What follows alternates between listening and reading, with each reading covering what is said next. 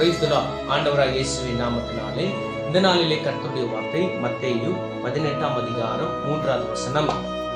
நீங்கள் மனம் திரும்பி பிள்ளைகளை போல ஆகாவிட்டால் பரலோக ராஜ்யத்தில் பிரவேசிக்க மாட்டீர்கள். கர்த்தருடைய பிள்ளையை நம்ம மனம் திரும்பாவிட்டால் தேவ ராஜ்யத்தில் பிரவேசிக்க மாட்டோம். கர்த்தருடைய பிள்ளையை நம்ம சிறு பிள்ளை போல நம்ம மனம் திரும்ப வேண்டும்.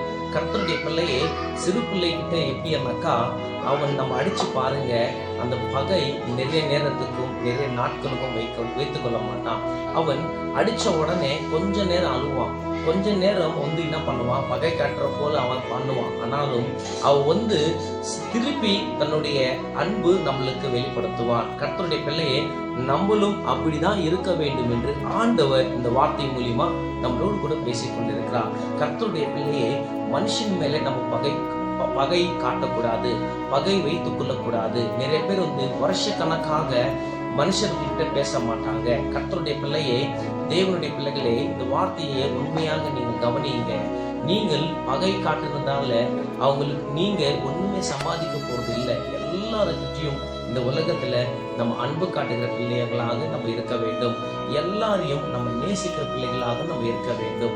ஆண்டவராகிய இயேசு கிறிஸ்து இந்த உலகத்துல 3 வருட காலங்கள் அவர் ஊழியம் செய்தார். அவரை எத்தனையோ பேர் பகித்தார்கள்.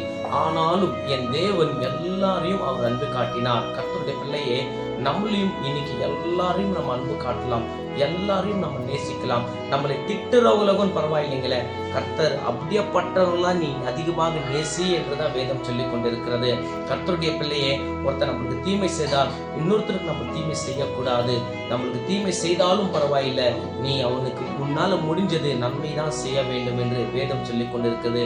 கர்த்தருடைய பிள்ளையே, இந்த வார்த்தை சொல்லிக் கொண்டிருக்கிறது, ஒருவன் மனம் திரும்பி சிறு பிள்ளை போல் ஆகாவிட்டால் அவன் பரலோக ராஜ்யத்தில் அவன் வரமாட்டான் என்று பைபிள் சொல்லிக் கொண்டிருக்கிறது. இன்னைக்கு நம்ம மனம் திரும்பலாம், சிறு பிள்ளை போல் ஆகலாம், கர்த்தருடைய ராஜ்யத்தில் நம்ம பிரவேசிக்கலாம். கர்த்தர் இந்த வார்த்தை மூலியமா உன்னோடு கூட பேசினார் என்று நான் விசுவாசிக்கிறேன். கர்த்தர் தாமே உன்னை ஆசீர்வதிப்பாராக. ஆமென், ஆமென், ஆமென்.